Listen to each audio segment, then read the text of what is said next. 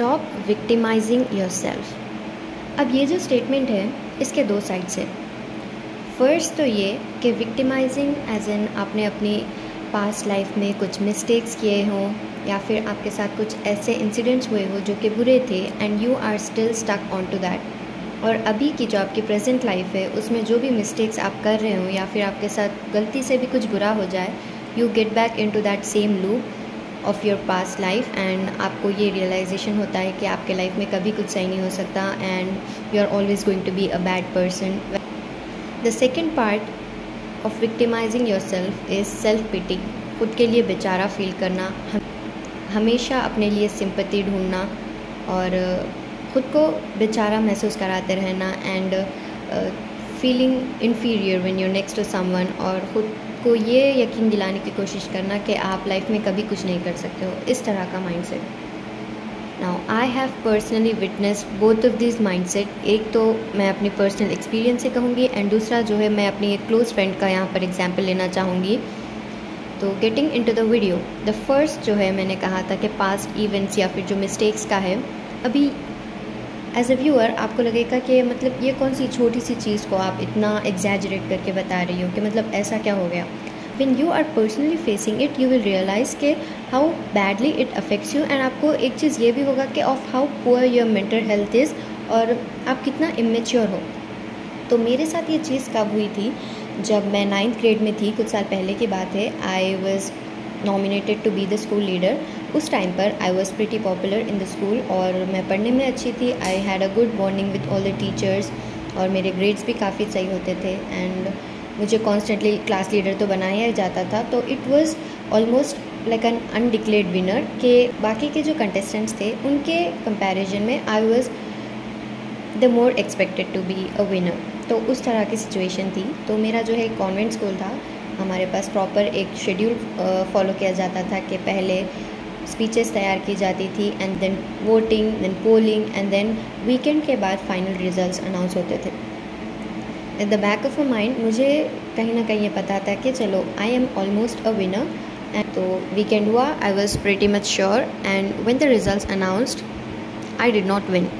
I was not elected to be the school leader and later जब मैंने reason पूछा तो इट वॉज टोल्ड के बिकॉज मेरी स्पीच कंपैरेटिवली उतनी अच्छी नहीं थी जितनी कि बाकी कंटेस्टेंट्स की थी, तो इसीलिए I was cut out.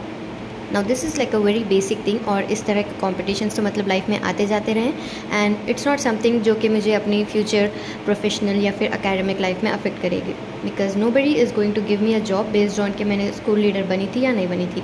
Obviously maybe it will have an impact but it will not affect me as much as my grades do. School ख़त्म हो गया एंड 10th में भी आई हैड गुड परसेंटेज। उसके बाद even in my college life at the back of my mind जब भी मैं कोई कंपटीशन में पार्ट लेती थी I would have this thing in my mind कि मतलब मैं वही कंपटीशन नहीं जीत पाई, how will I even win this. तो इस तरह का मेरा थॉट प्रोसेस होता था। तो मुझे याद है जब हमारा 11th में फ्रेशर्स हुआ था, this was a huge thing for me again. तो आई वॉज 15 उस टाइम पर एंड हमारा इंटर कॉलेज फ्रेशर्स कंपटीशन हुआ था एंड आई रिमेंबर एक रात पहले I was again laying in bed thinking के I did not win as the school leader, I was not elected, तो it is going to repeat the same this time and I will not be the miss freshers. तो maybe because of this thought process I did not win again. I was the first runner up, मुझे sash दिया गया था but I was not awarded with the crown as expected because I did not perform well. And इसका reason यही था कि I was in that constant loop कि मतलब मैंने एक गलती कर ली, I use to base my whole life in to that. और इतनी इमेच्योर मेरा माइंडसेट था कि छोटी सी छोटी गलती हो जाती थी मेरी लाइफ में and I would take the whole blame on myself. और ये कि मतलब अपने पास्ट इवेंट्स से उसको रिलेट करना and not being able to move on या फिर concentrate on the present life. So I think वो रिग्रेट जो स्कूल लीडर ना बनने का था, that I had carried so long कि मैंने अपने आगे के कॉम्पिटिशन्स में भी I use to underperform thinking के चलो मतलब मैं जीत रही नहीं हूँ तो मैं क्यों करूँ, इस तरह का माइंडसेट मेरा था। आई डिसाइडेड कि मतलब why am I letting it consume me. अभी मतलब मैं पास में जाके तो वो चीज़ चेंज नहीं कर सकती हूँ ना कि I can not change my speech, I can not influence the audience to vote for me, I can not prove them that I would be better than her. I cannot do that right now. What I can do is to improve myself at this stage of my life and prove my self here, और आगे और भी competitions आने हैं जिसमें मुझे अपने आप को प्रूव करना है, एंड शायद मैं जीत भी जाऊँ, like who knows. I use to have that mindset, और मैं इतनी पर्टिकुलर थी चीज़ों को लेके कि इफ़ आई वुड विन ना तो वो तो मैं मतलब दिनों में भुला देती थी, but if I, because that was the first failure kind of thing in my entire life, मेरे जर्नी में, तो that stayed with me for a long time when I decided कि ये तो मतलब it's a part of life, maybe I was never destined to be that, तो it's not that big of a deal. आपने ज़िंदगी में बहुत सी चीज़ें अभी कॉन्कर करनी है, बहुत सी चीज़ें आपने देखनी है, बहुत सी जगह आपने फेल भी होना है, एंड अगर इतनी छोटी छोटी चीज़ों को आप ख़ुद को कंज्यूम करने दोगे और ख़ुद को डिफ़ाइन करने दोगे, then life is going to be hard for you. अभी जो दूसरा है ऑफ स्टॉप विक्टिमाइजिंग योरसेल्फ, जो कि मैंने सेल्फ पिटी की बात की थी, मेरे फ्रेंड का मैं एग्जांपल लेना चाहूँगी। नाउ माशाल्लाह she is blessed with the most milky white skin, आप कह सकते हैं, इतनी परफेक्ट स्किन है उसकी। हर हाइट इज़ वेल माशाल्लाह, एकलौती बेटी है वो घर की, she has an elder brother and most loved daughter of a family, and she always receives the princess treatment. बस शी ऑलवेज कंप्लेन्स अबाउट इसके बाल बहुत पतले हैं, and she has a bit of a fat nose, and मेरे हिसाब से तो ये खामी भी नहीं है, because it compliments her face so well. अगर शायद उसकी नाक थोड़ी सी पतली होती that would not suit her face.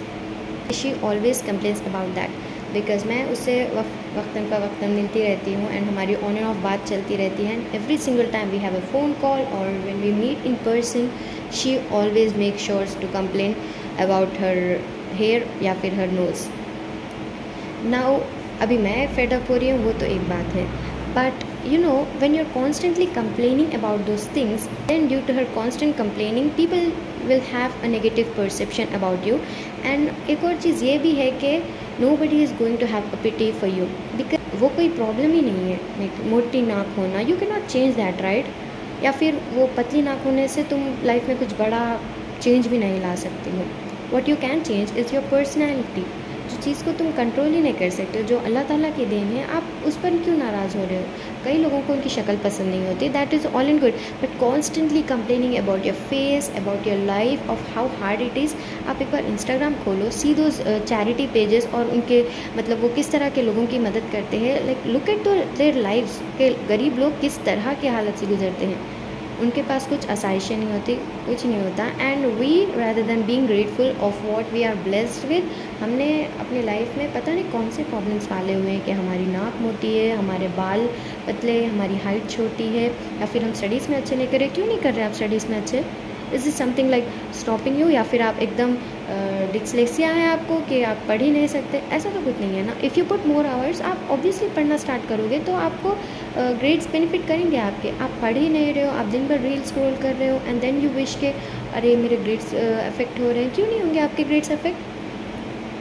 At this stage of life, I assume most people watching me are from the age of 16 to 24 or 25. तो इस स्टेज में आपकी लाइफ में क्या इंपॉर्टेंट है? ऑब्वियसली स्टडीज़, तो आप वही करोगे ना। You are not managing home with studies और एनीथिंग। कई लोगों को तो घर की रिस्पॉन्सिबिलिटीज़ भी नहीं होती, आपके पास आपके खुद की लाइक फैमिली या फिर बच्चे वगैरह कुछ नहीं है। You are a single individual, and इस टाइम पर तो आपको पूरा का पूरा फोकस आपके खुद पर होना चाहिए।